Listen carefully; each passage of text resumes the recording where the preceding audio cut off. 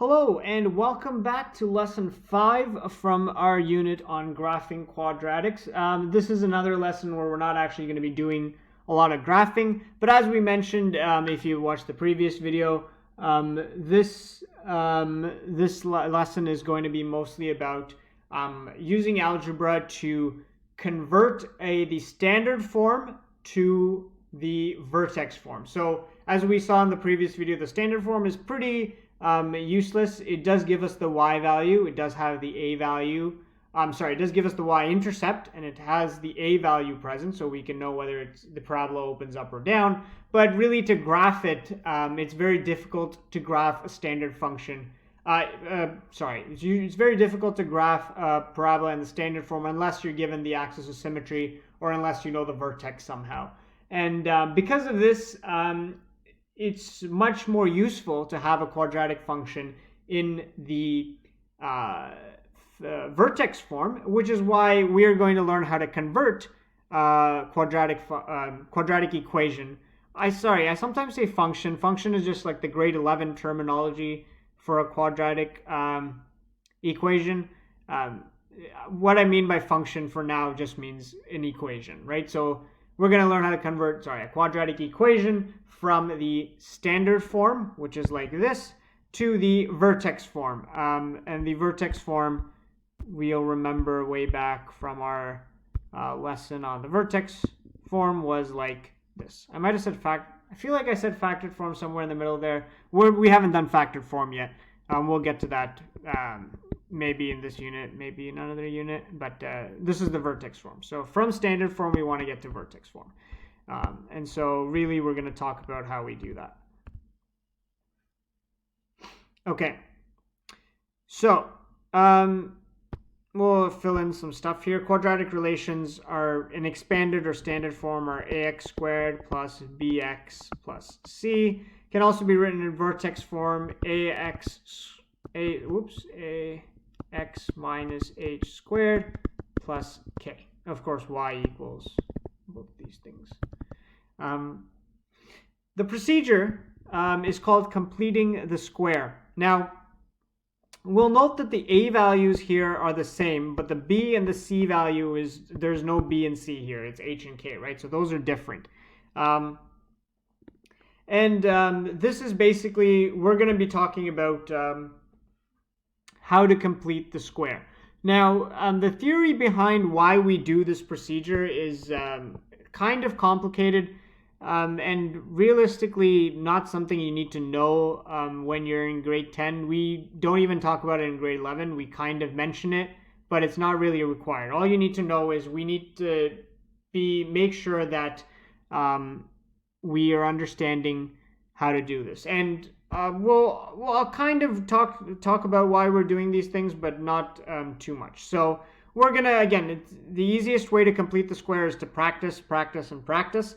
And the first step is common factor out the a value from the ax squared plus bx term. So now, as you'll see here that the a value in front of the x squared is the same as the a value in front of the bracket, right? So what we want to do is we want to factor out that a value. So here the a value is 2. So in our vertex form, the a value will also be 2. So we're going to kind of make it so that it looks similar to that. X squared plus 6x minus 3. So out of just these two terms, I'm leaving this term outside. Out of these two terms, I have factored out my a value to give me the 2. Now, this is really the key behind completing the square. It's to create a perfect square. Now, we talked about perfect squares from our factoring unit. For example, where we had, I don't have the notes open with me. A perfect square was something like x plus 2 the whole squared, or x minus 3 the whole squared, or something like x plus 5 the whole squared. This was a perfect square, right? It was something the whole squared, and it's really the basis of our vertex form. In our vertex form, we have x minus h the whole squared. We have a perfect square in our vertex form, which is not there actually in our standard form, right? We don't have that whole squared or bracket, x plus something to the power of 2 in our in our standard form, we have an x squared plus 6x. What we're trying to do is we're trying to convert this into a perfect square. So again, I'll invite you to kind of take a look at our what we really get if we expand this. So we'll remember, to expand this, we have to do x plus 2 times x plus 2, which is in fact x squared plus 2x plus another 2x, so that's plus 4x plus 4, right? So here I get x squared times x minus 3, right? So x squared minus 3x, so minus 6x plus 9. Here I get x squared plus 10x plus 25. And you'll notice here the pattern is, if I have an x plus, let's put some random number here. Let's say x plus some number p squared. What really I get is x squared plus 2px plus p squared. That's what I get. So if I expand this, you'll see if I expand a perfect square, I always have an x squared term. I have an x term, a constant. X squared, x constant. X squared, x constant. X squared, x, and a constant term. In this bracket, I only have an x squared and an x term. I don't have a constant term. So this is really what we're trying to do using this step. You see this 6x? I'm going to first find 6 divided by 2 equals 3. And then I'm going to square 3, which gives me 9. And this is the constant term that I'm going to add inside my bracket. So inside my bracket, where I had x squared plus 6x, I'm going to add a 9. I'm also going to remove a 9. That's just the way. So now you'll see that the first 3 terms, x squared plus 6x plus 9, look like a perfect square. And that's really what I wanted to do. And that's why I do this second step. I take whatever number is in my x term, right? And that number realistically is the 2p value.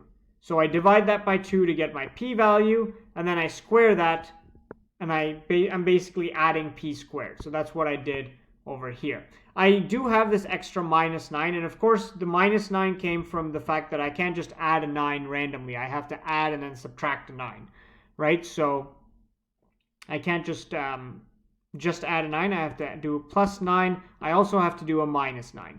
So if we were to continue, keep the balance by adding and subtracting the new c term. So that's what I did. So I added the c term and I subtracted the c term, both inside the bracket. Now what I want to do is I need these 3 terms only inside my bracket. I want to get this outside. So what I'm going to do is I am going to remove that last minus 9 outside my bracket. But be very careful here. When I'm removing my minus 9, I do have to multiply it with my 2. So I actually get a negative 18 outside the bracket because I did negative 9 times 2 when I take it outside the bracket. So be very careful there. And now I just have to factor this. So 2 numbers that multiply to 9 and add to 6, you will get 3 and 3. So it's just x plus 3 the whole squared minus 21. Right, so now you can see that I've converted a standard form to a vertex form. And you'll see here that the a value was the same, but the b value and the c value are nowhere to be found here. And it's just very pure coincidence that this was a 3 and this was a 3. That's like almost never the case. So we're just going to fill in these questions. What is the vertex? The vertex is negative 3, comma, negative 21. Remember, you have to flip the x coordinate from what's given in your equation. The optimal value, this opens up, so it's an upward facing parabola. So therefore it has a minimum value of y equals to negative 21. That's what optimal means. It either means what's the minimum or the maximum value. Equation of axis symmetry is x equals negative 3. And we already wrote that answer. It's the minimum. And yeah, these questions are kind of the same. Is really, you should say minimum here, and the optimum value is just y equals negative 21. Those are the answers. So again, I spelled that wrong. Okay. So again, if I know I worked through a lot of things here, but we're just gonna um, try and complete the square just using the procedure. So for those of you who didn't really understand the theory behind completing the square, not to worry. Like I said, it's actually beyond the scope of a grade 10 course. We're going to be just following the procedure. So we're just number the steps and work with me step by step. So the first step is you group these two terms and you factor the a value out. The a value here is 1, so there's really nothing to factor out. You can write 1 bracket x squared plus 14x minus 1. The key thing is to put these two terms in your bracket, right? So that's the first step. We don't really need to write the plus.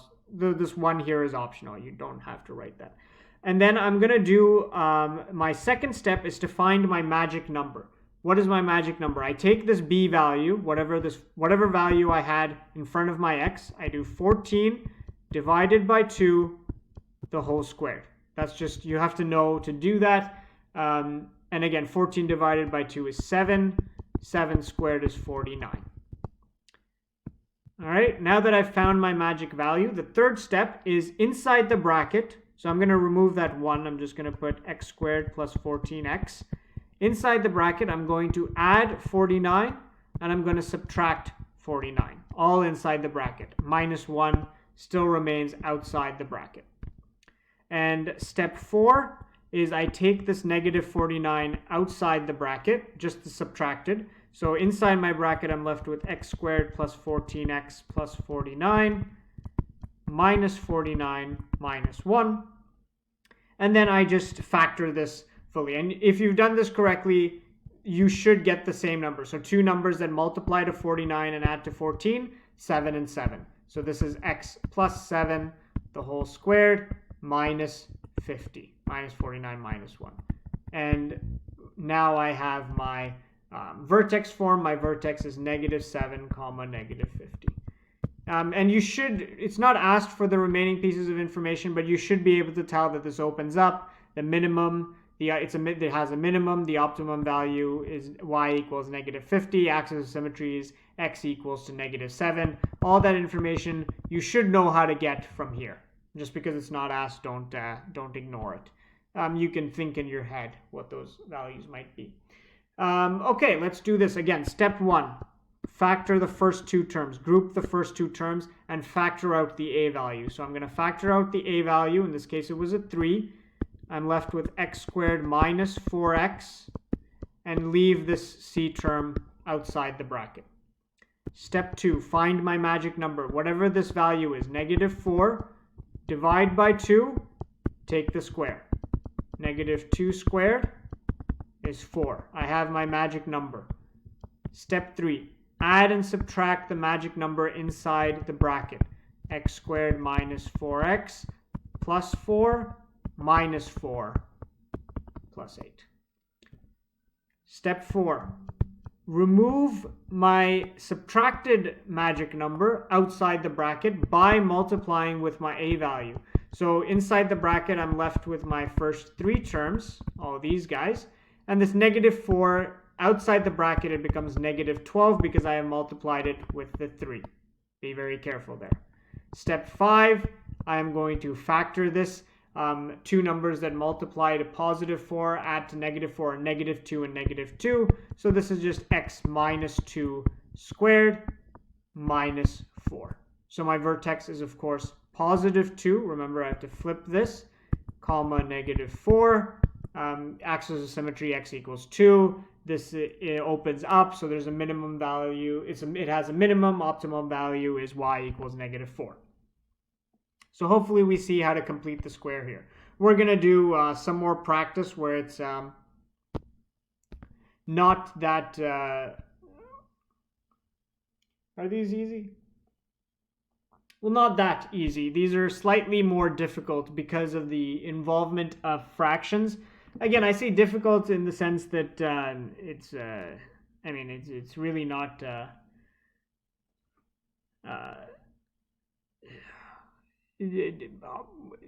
okay, the steps are the same. Okay, so first step, we're going to group these two terms. We're going to factor the a value out. The a value in this case happens to be -1/2. So I'm going to factor out a -1/2. In my bracket is going to be x squared. You have to be very careful. We'll think back on really how do I factor something out. So if we think about how we factored a 3 out, we took out a 3 and we divided this by 3 and got x squared. We divided this by 3 and got -4x. The same way when I factored here.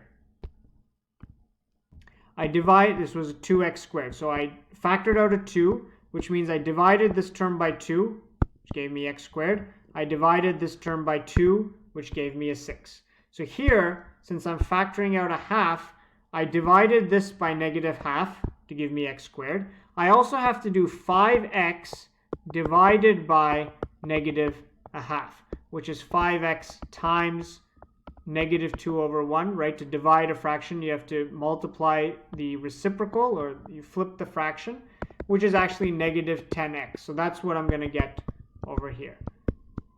So for those of you so 5 divided by -1/2 is -10. And this is the way you're going to solve it if you are confused and you're not sure how I got -10. I know when you do division, normally your brain doesn't think about bigger numbers, but when you divide by a fraction, or like a half or 1/3, you are going to get a bigger number, right? Because you're dividing by something that's lesser than 1. Okay, but the -4 is going to remain outside. So the first step is the only step that's tricky here, because after that I'm going to do the same thing I always do. I'm going to find my magic number. I'm going to take this, whatever value is in front of my x, I'm going to divide it by 2, and I'm going to take the square of it. So that's -5 squared, which is 25.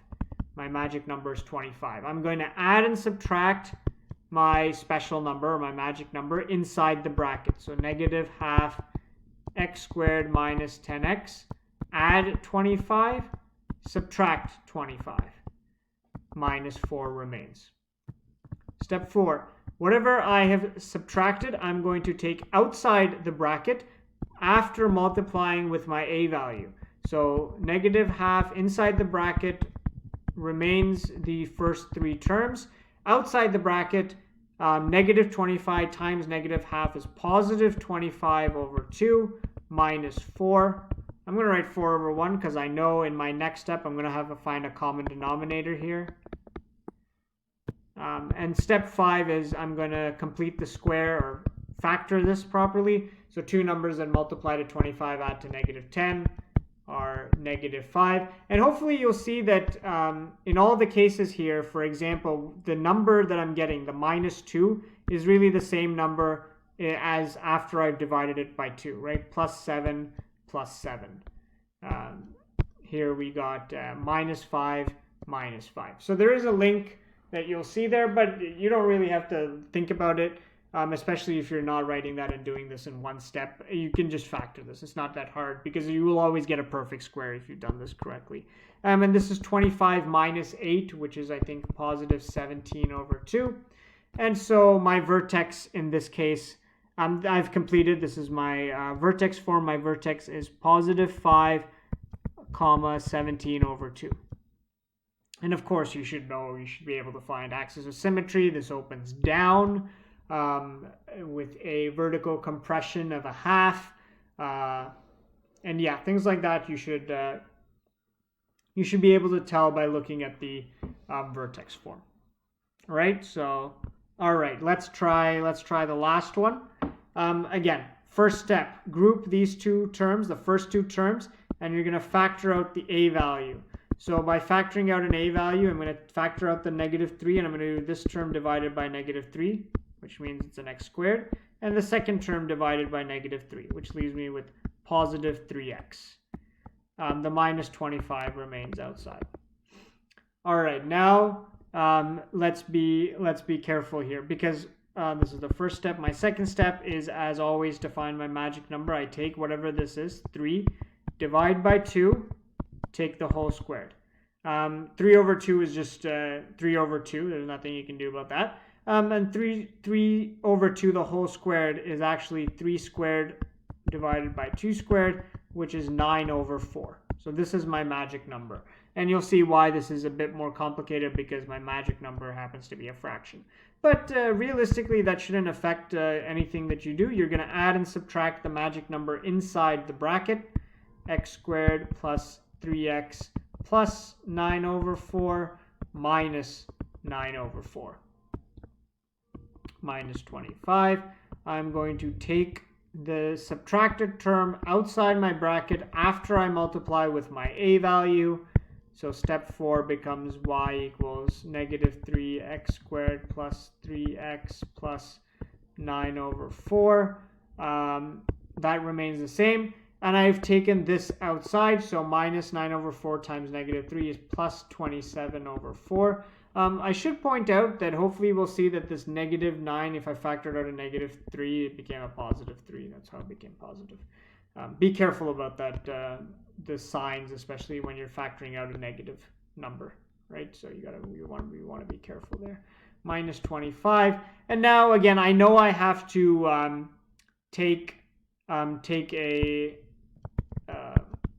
factor this completely. And this might be a bit complicated to factor, but you should kind of see the relation here. Basically what I'm doing, another way you can find this number very easily, the number that you're putting inside the, whoops, how did I do that?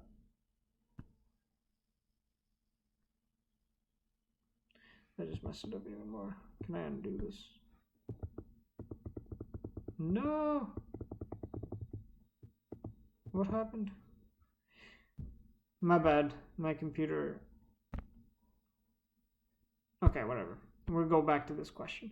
The way that you can find this number very easily is to look at the square root of the added or subtracted number. Here was 4, so the square root of 4 is 2.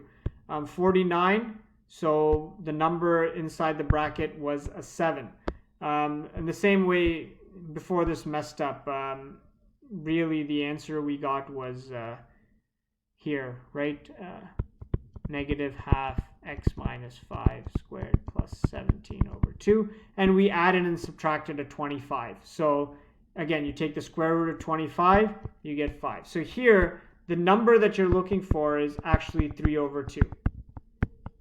Because that is this, the square root of 9 over 4 is 3 over 2. Also, if you go up to step 2, before we took the squared, our number was 3 over 2, which is what our number is, similar to all of these cases, right? Negative 5 before we took the squared, negative 2 before we took the squared, so that negative 2 goes over there, that kind of thing. So you'll hopefully see the pattern here, and I have to, of course, do some fraction work here. So positive 27 minus 100 is 73, I think, divided by 4. And so my vertex is negative 3 over 2, comma, negative 73 over 4. That is my vertex. That looks fishy, so I'm just going to make sure I've done this right. I don't like negative 73s over 4s.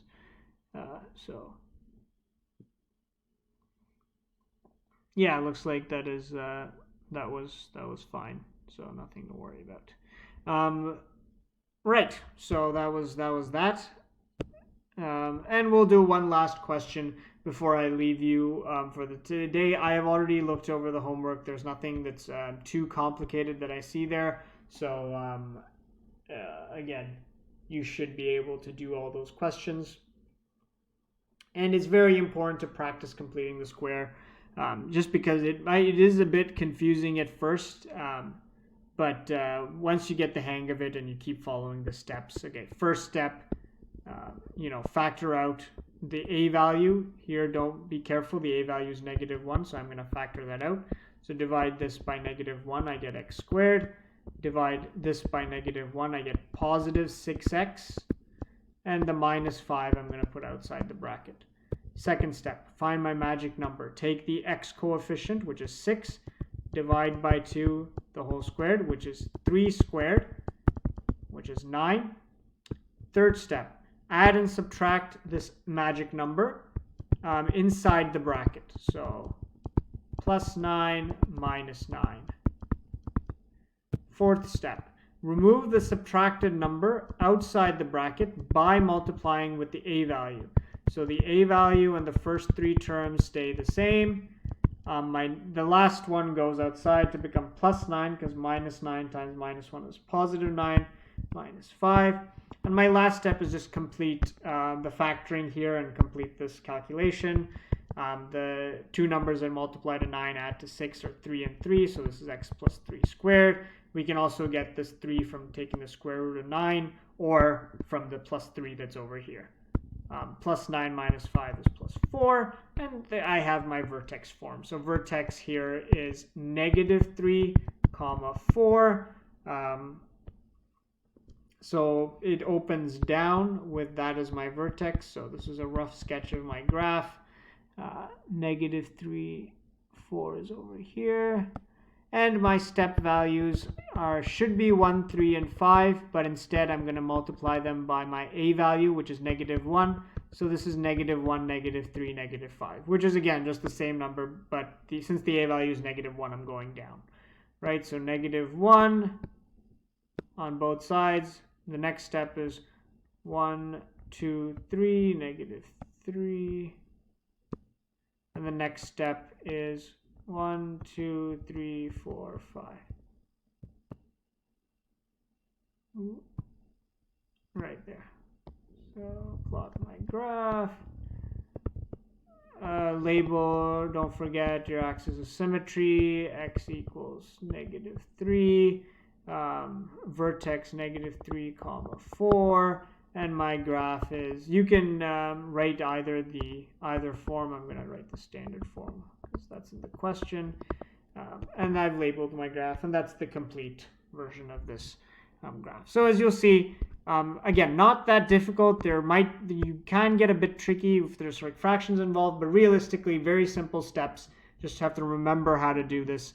And again, practice really makes perfect. There's a lot of questions here that you can use for your practice.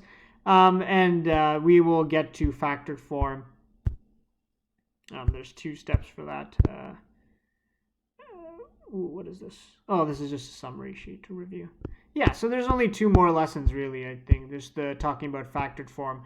And the videos for those will be up tomorrow, should be. But again, hopefully we're practicing more and more in this unit, and we're feeling comfortable with the things that we're doing. As always, if you have any questions, feel free to leave a comment below this video, or as I have shared on the hub, send me either a Snapchat or contact either me or Mr. Chumoli through the hub, and we will answer your questions. So yeah, have fun. Well, not too much fun. Make sure to be safe, practice social distancing, and I will talk to you soon. Peace out.